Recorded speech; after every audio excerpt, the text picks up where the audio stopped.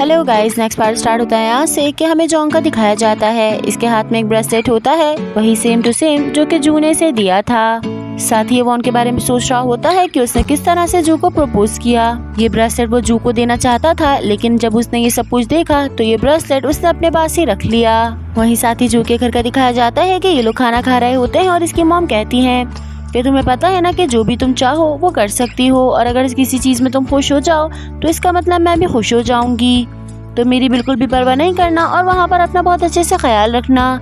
जो इनकी सारी बातें सुन रही होती है और वो सुनते सुनते रोने लग जाती है। अब नेक्स्ट सीन सुबह स्कूल का दिखाया जाता है कि यहाँ पर सब लोग बैठे होते हैं और वो जू के बारे में बात कर रहे होते हैं कि क्या वो सेफली प्लेन में बैठ गई होगी, हम लोग उसे बहुत ज्यादा मिस करेंगे। वहीं पीछे से डू कहता है कि मुझे भी उसकी बहुत ज्यादा याद आएगी।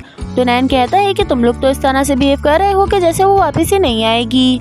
ये लोग बातें कर रहे होते हैं कि इतने में यहाँ पे मैम आ जाती है और वो कहती हैं कि आप लोग की सबकी अच्छे से तैयारी हो गई है, अभी कुछ देर बाद हमारा एग्जाम स्टार्ट होने वाला है। साथ ही जू का दिखाया जाता है कि वो प्लेन में चढ़ जाती है और जब वो सीट पर बैठने लगती है तो उसके बैग से एक मेकअप ब्रश गिरता है। ये कोई मेकअप ब्रश नहीं होता बल्कि ये वॉन का पेंटिंग ब्रश होता है। ये इसे देखती है और फिर अपने पास के बारे में सोचने लगती है कि जो भी पल इसने वॉन, जोंग या फिर अपनी मॉम के साथ गुजारे थे। ये इन चीजों के बारे में सोच रही होती है कि इतने में आवाज आती है कि अपनी सीट बेल्ट को सिक्योर कर लीजिए, प्लेन स्टार्ट होने वाला है। अब कुछ देर बाद का दिखाया जाता है कि यहाँ पर सब लोग आ जाते हैं और इनके एग्जाम स्टार्ट होने ही वाले होते हैं। साथ ही डायरेक्टर भी आई होती है, तो जिन्हें देखकर नैन कहता है कि यार आज तो ये भी आई है, हम इनके सामने परफॉर्म कैसे करेंगे, मुझे तो बहुत ज्यादा नर्वस फील हो रहा है। वहीं मॉन और जोंग थोड़े से साइड नजर आते हैं और वो कुछ भी नहीं कहते। अब इनका एग्जाम स्टार्ट होने लगता है कि इतने में पीछे से नैन मुड़ता है और वो देखता है कि जू चलती हुई आ रही है।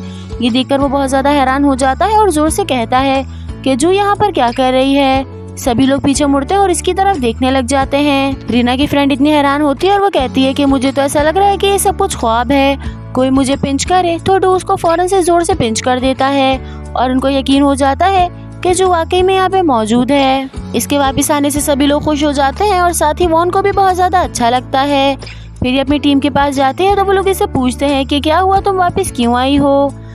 ये बताने वाली होती है, लेकिन इतने में पीछे से डायरेक्टर कहती है कि अब आप लोग चुप हो जाएं, एग्जाम स्टार्ट हो रहा है।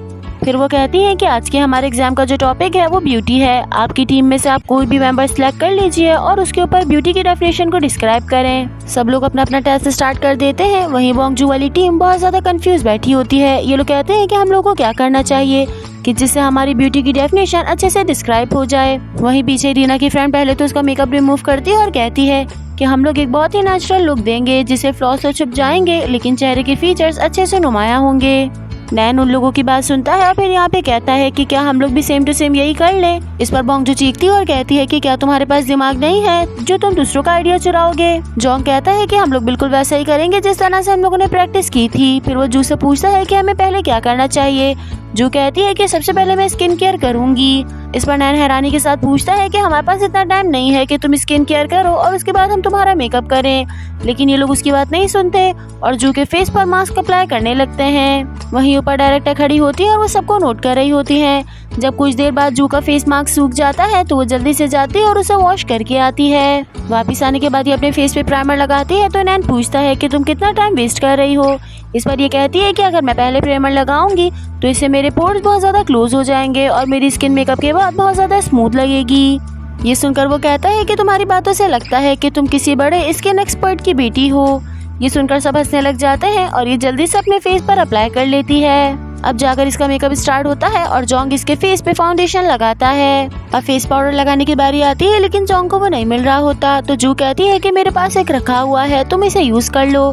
जैसे वो फेस पाउडर निकालती है ये देखकर जोंग हैरान हो जाता है क्योंकि ये वही होता है जो जोंग ने उसे गिफ्ट में दिया था। क्योंकि नैन आईब्रोज बहुत अच्छी बनाता है तो जू की भी आईब्रोज वही क्रिएट करता है। फिर वॉन आता है और इसकी फेस पे थोड़ी सी शार्पनेस क्रिएट करता है और साथ ही मस्कारा भी लगा देता है। अब बारी आती है लाइनर लगाने की, लेकिन जोंग क्योंकि बहुत ज्यादा नर्वस हो रहा होता है तो ये तीनों से मिलकर अप्रिशिएट करते हैं कि तुम कर सकते हो। इतने में जोंग अचानक से पीछे मुड़कर देखता है कि यहाँ पर उसके फादर खड़े हुए हैं। उन्हें देखकर इसके दिल में बहुत ज्यादा कॉन्फिडेंस आता है और फिर ये लाइनर लगाना स्टार्ट करता है। क्योंकि पहले तो इसके डैडी से सपोर्ट नहीं करते थे लेकिन अब वो यहाँ पर आए हैं। ये देखकर जोंग बहुत खुश होता है और वो बहुत अच्छे से लाइनर लगा लेता है।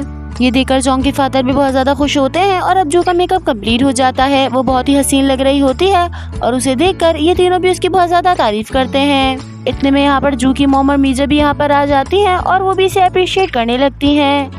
नैन पीछे मुड़कर देखता है और मीजा बहुत ही प्यारी लग रही होती है। और ऑफ कोर्स आज के एग्जाम में बोंग जू और उसे की टीम विन करती है। अब नेक्स्ट दिन सुबह का दिखाया जाता है कि जू की मॉम कमरे से बाहर आती है और वो देखती है कि जू के सारे फ्रेंड्स यहीं पर पड़े हुए सो रहे हैं। वो जल्दी जल्दी सबको उठाती है और कहती है कि सबसे अच्छा बच्चा सिर्फ और सिर्फ डू है, क्योंकि डू वहीं बैठा होता है और वो हमेशा की तरह बस खाना ही खा रहा होता है। अब कुछ देर बाद का दिखाया जाता है कि जू स्कूल में होती है और वो अपने पास्ट के बारे में सोच रही होती है कि मुझे आज तक भी पता नहीं चला कि मैं प्लेन से नीचे क्यों उतरी, हालांकि मैं तो स्टेट्स जाने वाली थी।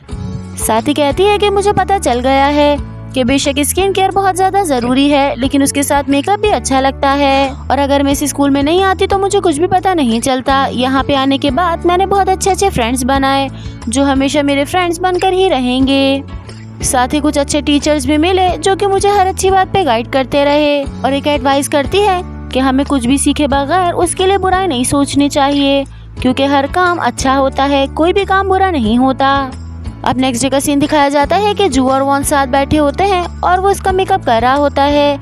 जू हाथ में कॉटन पैड लेती है और कहती है कि मेरे मुंह से कितनी सारी गंदगी निकली है, पूरी कॉटन पैड गंदी हो गई है। वॉन कहता है कि लाओ मुझे भी दिखाओ। ये मना कर देती है और उसे अपने पीछे छुपाने लगती है। वॉन इसे कॉटन पैड लेने लगता है और इसे लेने के चक्कर में वो इसी पर गिर जाता है। ये दोनों एक दूसरे को देखने लग जाते हैं। फिर वॉन कहता है कि मैंने तुमसे कहा था कि मैं तुम्हारा वेट करूंगा, लेकिन मुझे नहीं पता था कि तुम मेरी सोच से भी ज्यादा इतनी जल्दी वापस आ जाओगी। ये सुनकर ये मुस्कुराने लग जाती है। फिर वो करीब आता है और इसे किस कर देता है। गाइस यहीं पर हमारी हैप्पी एंडिंग हो जाती है और सब खुशी खुशी रहने लगते हैं। जिस तरह से बोंग जू इस स्कूल में आई थी, अब उसी तरह से एक और लड़की इस स्कूल में आती है।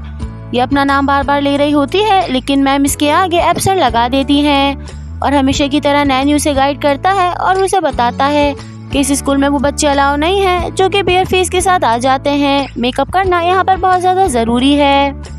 सो गाइज यहीं पर इसका लास्ट पार्ट एंड होता है। आई होप आप सबको वीडियो पसंद आई होगी। चैनल पे ऑलरेडी एक चाइनवुड का ड्रामा एक्सप्लेन कर रही हूँ और उसी को कंटिन्यू करूँगी। जो लोग देख रहे हैं उनको बहुत ज़्यादा पसंद आएगा और जिन्होंने नहीं देखा वो जल्दी से जाकर देख लें। अब मैं मिलती हूँ आपसे किसी और एक्सप्लेनेशन की वीडियो में। जब तक के लिए अपना बहुत सारा ख्याल रखिएगा। Bye bye and thank you so much for watching.